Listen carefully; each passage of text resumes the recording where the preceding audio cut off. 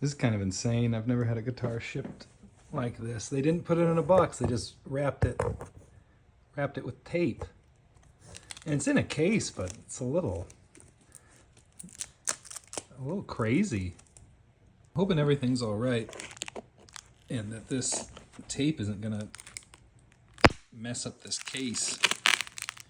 Ay, ay, ay. This is maybe the most tedious.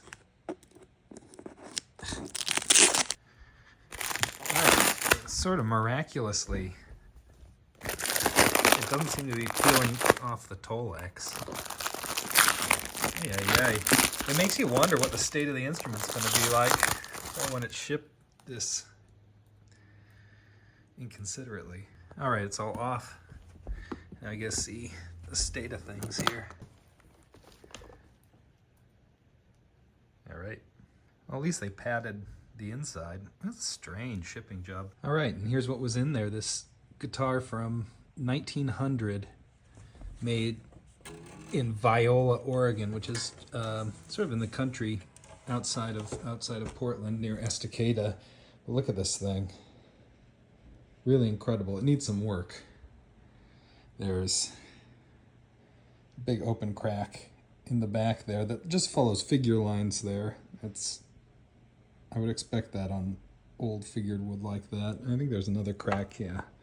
Seam crack right there, or a seam opening. Nothing crazy. And then crack near the fretboard here and some missing purfling. I was feeling around and the brace is loose, not surprisingly, right under the fretboard. Nice shape though. Really beautiful wood. Should be a cool guitar. All right, we got this thing on the bench now and we can really start to inspect it. I've already taken a good look at, some of it, but I'm anxious to get these strings off and see what's going on inside this guitar. A couple of things I wanted to point out. Number one, there's this great bit of figure on the end of the guitar that almost looks like an end graft, but it's just the figure of this wood. Cool piece of wood, and it's slightly different color-wise. It's a little browner than the maple that's on the back. Boy, that's an extraordinary piece of maple on the back. Of course, we got this crack here that goes all the way through. Obviously, it's a crack, but even enough, like there was enough tension in that crack that it cracked the center strip that is made out of this riff sawn, or at least just cut on the bias, what looks like Doug fir, which makes a lot of sense for this guitar being made in Viola, Oregon in 1900. All right, so let's get these strings off and we'll take a look at what's going on inside this guitar. I'm really interested to see how this thing's braced. Clearly also, this is a replaced bridge.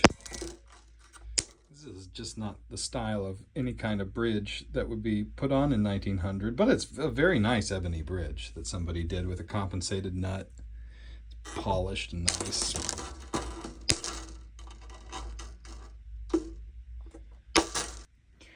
All right, we've got our light on our phone, and now we can get into this hole. This is a very small sound hole. This is going to be a pain working through a little bit.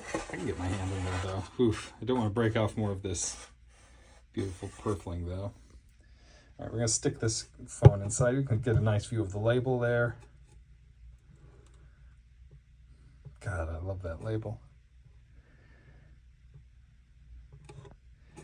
You can see the crack in the back. Let's stick this phone very carefully inside and see what we can see. I gotta get us wide here. And you guys are getting a preview before I do, because at this point, I can't see what's going on. Hopefully get an idea of how the bridge plate looks, and how the lower ladders look. And with the light on, I can really see this crack right next to the fretboard. This is gonna have to be a little bit of creative wood movement to get this all to knit up again. But not too bad, all things considered. All right, I want to look at this footage and see what I see. Boy, the thing I really notice is that the two ladders here are tall, very thin, and completely unshaped, which is so interesting. Solid linings on this instrument. And I've never seen, they're bulky in the sense that there's no taper to them at all. And I would, if it was me, I would have made them not quite so tall. I'd say they're, boy, I want to measure, but I'd say just by feel, they're close to 1/2 inch, 3/8, or 5/8 tall, somewhere around there. Looks like the end block and the neck block are also Doug fir, which is something I always like to see. I'm a Doug fir freak. This guitar right now, yeah, it's not what I would call a loose and thumpy guitar. I'll be very interested to see what it's like strung up. This has to be a replaced fretboard because, you know, in 1900 these would be bar frets, and they're tanged frets, and they're the edge of this fretboard does not feel like a 120-year-old fretboard edge. Though whoever did this did a nice job. I like these big pearl inlays here. They're at 1, 2, 3, 4, 5. Good, they're in the right place. Sometimes they'll be in weird places.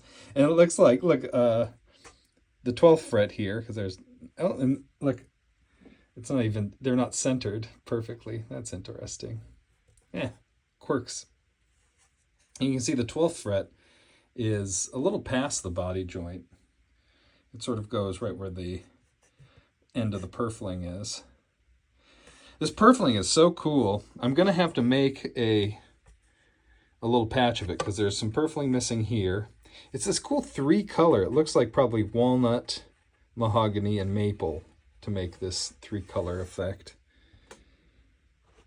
But there's a patch missing, or a couple patches missing here on the back there and there. There's a little loss right there, so it makes sense to make, oh, and a little, see new stuff all the time. Some pieces missing right there. Not a big deal though. Once I make some of this, it's not going to be hard to, more missing there. Yeah, it's not going to be too hard to make a bunch. Here's a weird thing. There's a piece of hardware here that I'm not sure what this would even go to. But someone felt it necessary to tape it on here.